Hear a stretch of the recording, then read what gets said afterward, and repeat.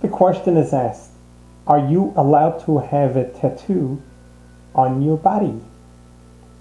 And the reason why this question is asked, because there has been a myth out there that if a Jewish person has a tattoo on their body, then they cannot be buried in a Jewish cemetery. First of all, that is not true. It's just a myth. There is no such thing. No matter what a person has on their body, they are still entitled to be buried in a Jewish cemetery. The question if a tattoo is allowed or is a tattoo kosher, the resounding answer is no. It's not allowed and it's not kosher. The question is, why not? It's my body. I can do whatever I want to it. If I want to needle ink into my skin, so what's the big deal? Why can't I do it?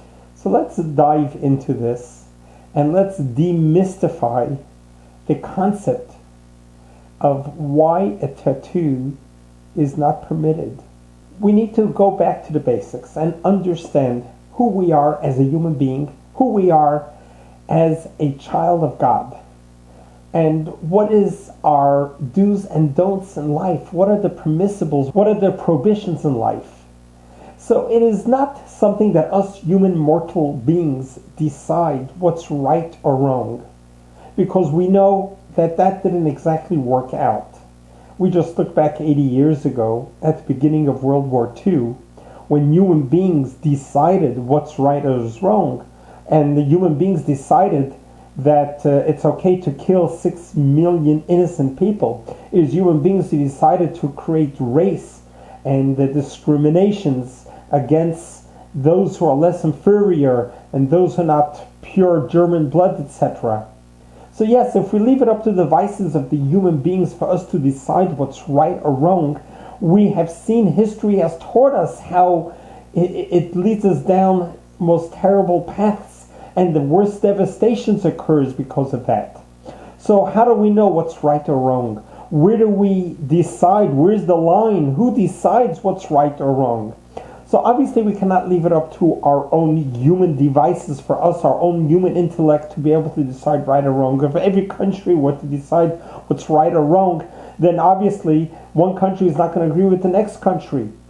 And that's where genocide comes from, and that's where racism comes from, and that's where wars come from, and that's where millions of people have perished and died over the generations because people decide what's right or wrong.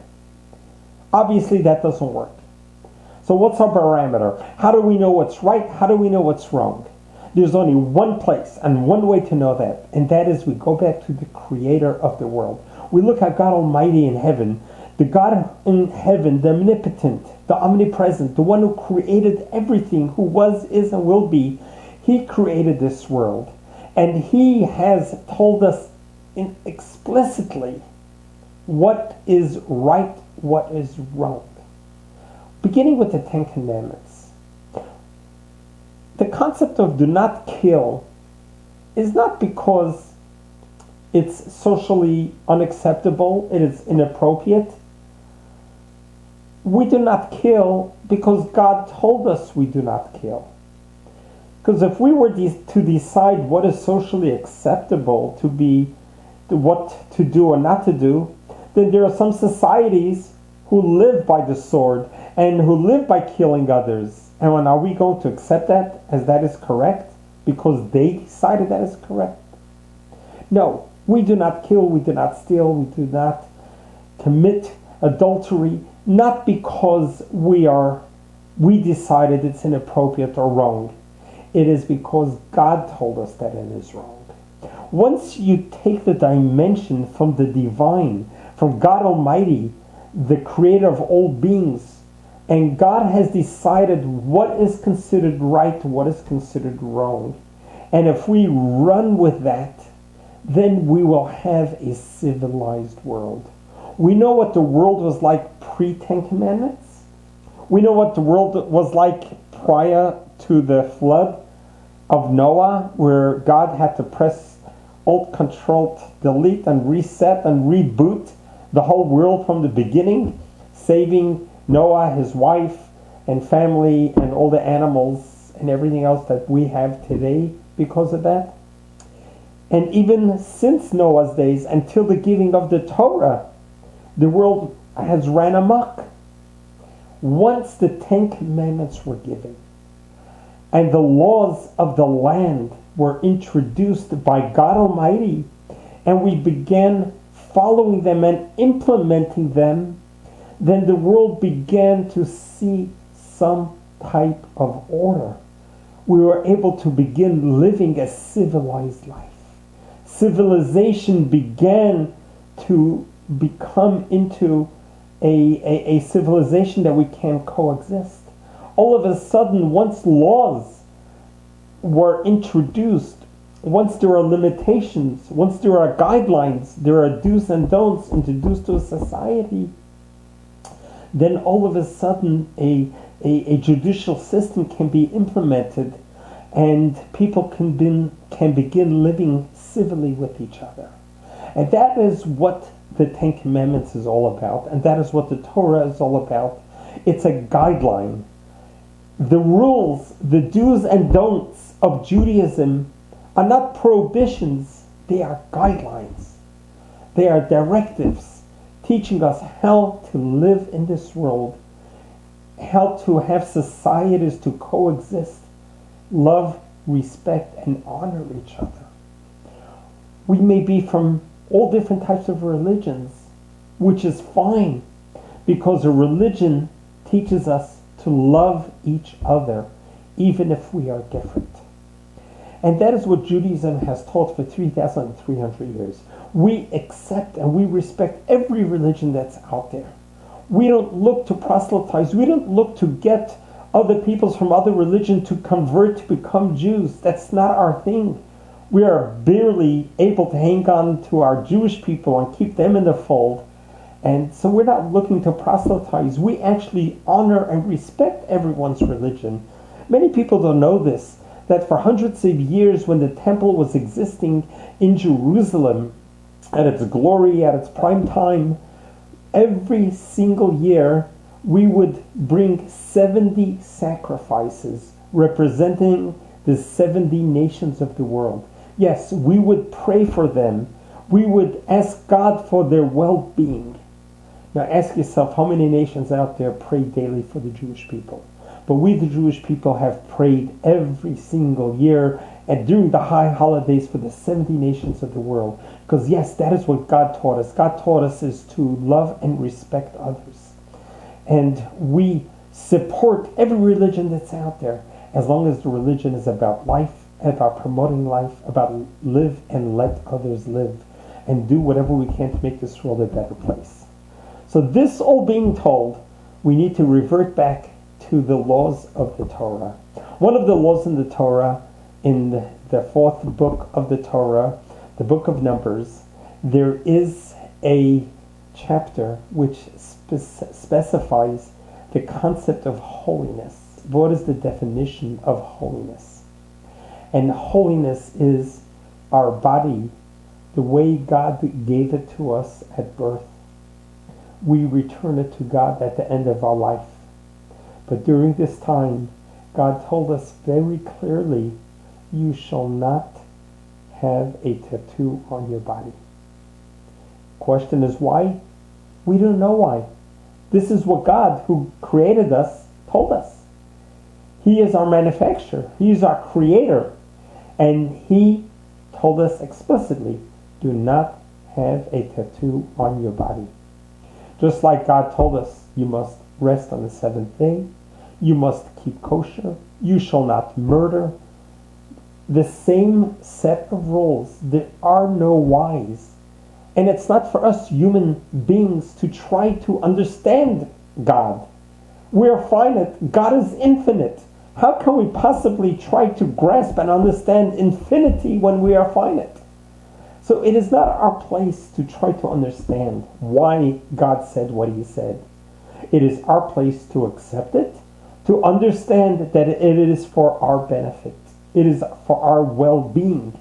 that if we follow all the laws of the Torah, then it is for us to live by it.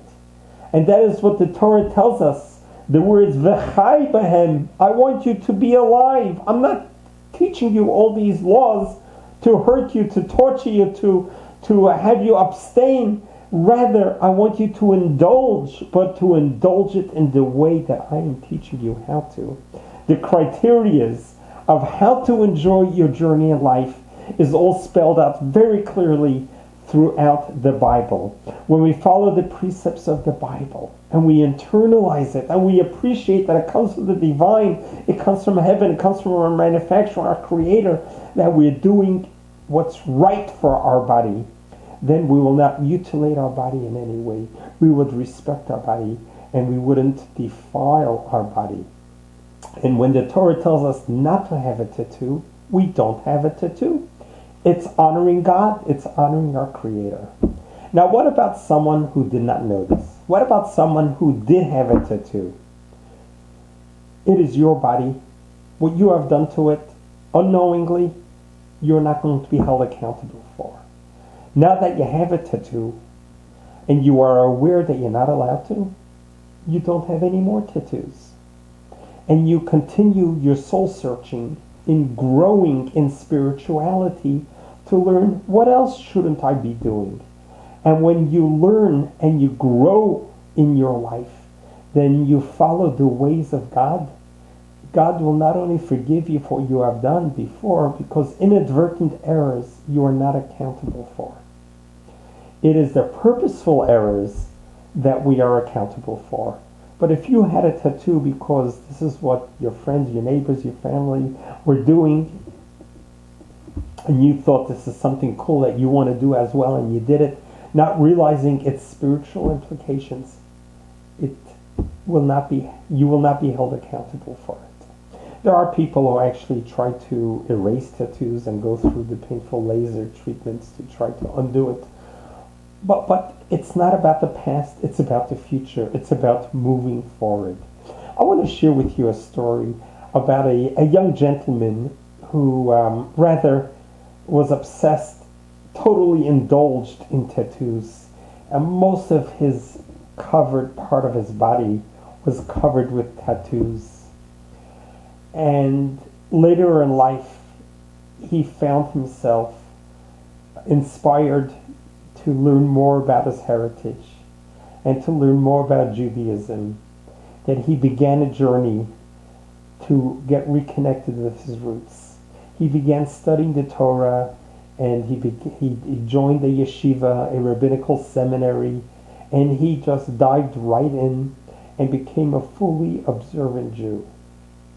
But there's only one problem now. Now that he's fully knowledgeable, and he learned how having a tattoo is prohibited, he was ashamed of it. But he had like almost his whole body tattooed. And he kept himself dressed all the time so no one ever knew that he had tattoo. Now there is a ritual in Judaism about going into a ritual bath. It's called a mikveh. It's a ritual bath that is either connected to a live well, or there is a well of rainwater that on top of that well of rainwater there is a pool which is known as a mikveh. And it's primarily designed for women after they're married, that once a month at the end of the menstrual period they immerse themselves in this ritual bath. It's a sense of rebirth. For men, there are some that go before the weekends, before Saturday, before holidays, and some even do it every single day before prayer services, that they immerse in a mikveh. In order to immerse in a mikveh, you are basically in your birthday suit. You go completely naked in the water and you immerse a few times and then you come out and get dressed.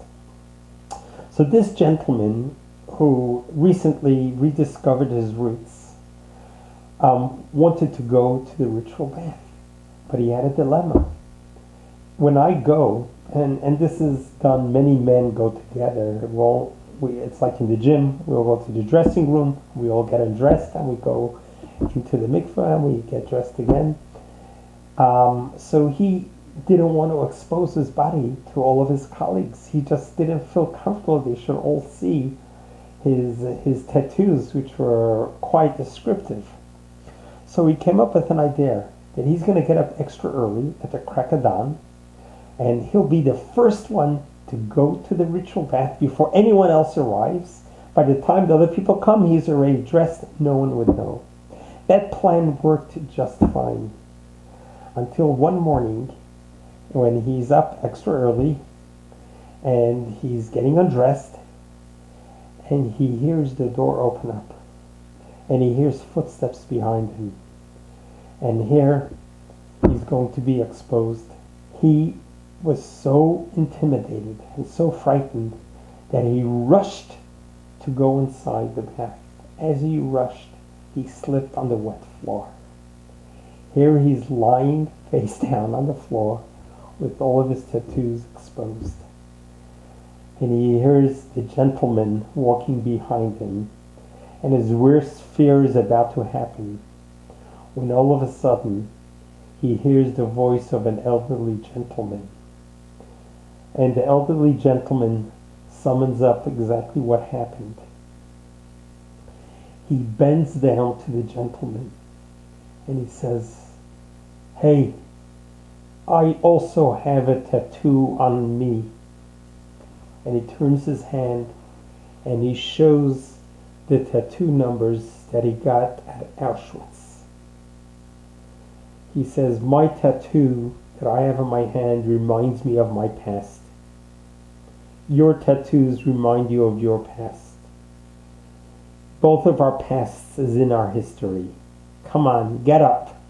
It's all history. Forget about the past.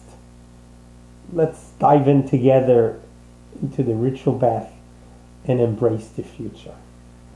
Indeed, when you think about the tattoos that were given out at Auschwitz, those tattoos is a badge of honor. These are martyrs. These are saints. Even though you may have had a tattoo on your body, you too are a martyr and a saint because you have came back to your roots. And no matter what you have done in the past, it's in the past. Let the dark past remain in the past and embrace a beautiful future. Yesterday is all history. Tomorrow is yet a mystery. Today is a gift from God. That's why it's called the present. Yes, this is your present. Embrace every day as a gift from God. God bless you. God loves you.